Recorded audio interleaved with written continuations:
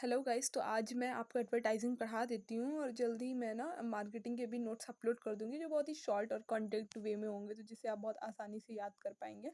तो सबसे पहली बात एडवर्टाइजिंग की शुरू करते हैं। तो the word advertising originate from the Latin word एडवर, यानी कि जो एडवर्टाइजिंग है वो एक लैटिन वर्ड एडवर से निकाला गया है, जिसका मतलब होता है who turn towards at take note of.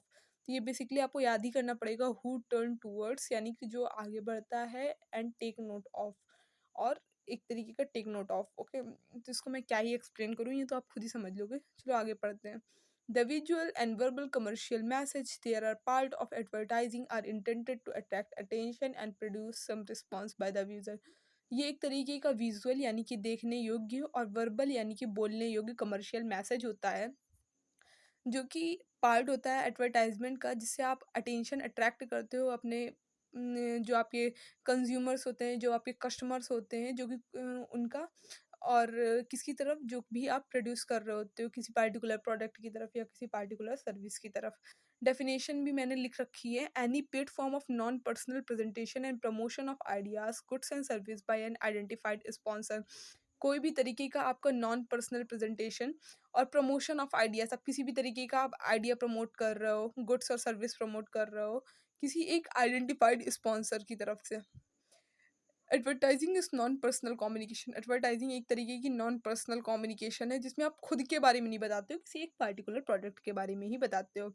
और मार्केटिंग रिलेटेड इन्फॉर्मेशन है, जिसमें आप मार्केट से रिलेटेड इन्फॉर्मेशन प्रकट करते हो टू आप टारगेट ऑडियंस, अपनी एक टारगेट ऑडियंस की तरफ, usually paid for by the advertiser.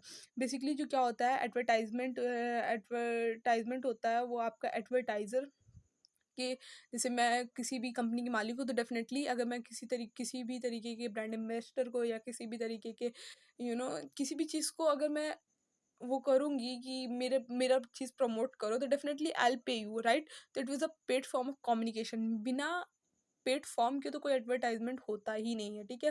Basically advertisement is a paid form of communication. इसको फर्स्ट हेडिंग रट लो अपने दिमाग में कि advertisement is a paid form of communication to influence anyone, to attract anyone towards a particular product or a service or try to something new।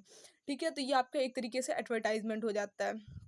तो basically आप क्योंकि जो चीज़ अगर आप किसी चीज़ को पे नहीं कर रहे हो, तो वो एक ही चीज़ होएगी कि आप बिना पे करे अगर आपको एडवर्टाइजमेंट हो रहा है आपका, तो वो वर्ड ऑफ माउथ होगा, राइट? और जो वर्ड ऑफ माउथ होता है वो एक एडवर्टाइजमेंट नहीं होती है, ठीक है?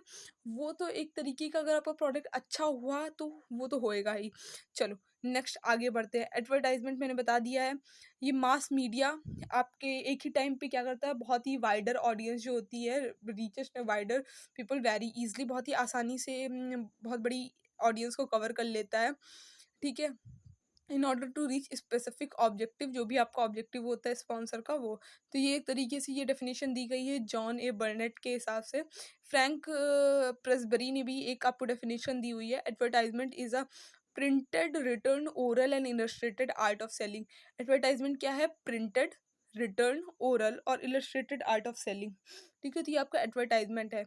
एक व्हीलर ने भी दी है, तो मैंने सोचा सारी डेफिनेशन लिख दूं, बिकॉज आपको जो आसान लगे आप वो याद कर पाएं। Advertising is any form of paid non-personal presentation of ideas, goods or service for the purpose of inducting people to buy। ठीक है, तो ये वाली यहाँ तक रखते हैं कि आगे और जो आपको नेक्स्ट पार्ट में मैं आगे पढ़ा दूंगी, ठीक है? तो आप इसी के नोट्स पहले बना लें, एक पेज नोट्स बनाए, फिर मैं आगे अगर आप कहेंगे तो मैं प्रोवाइड करूंगी, and then you can read it. Thank you.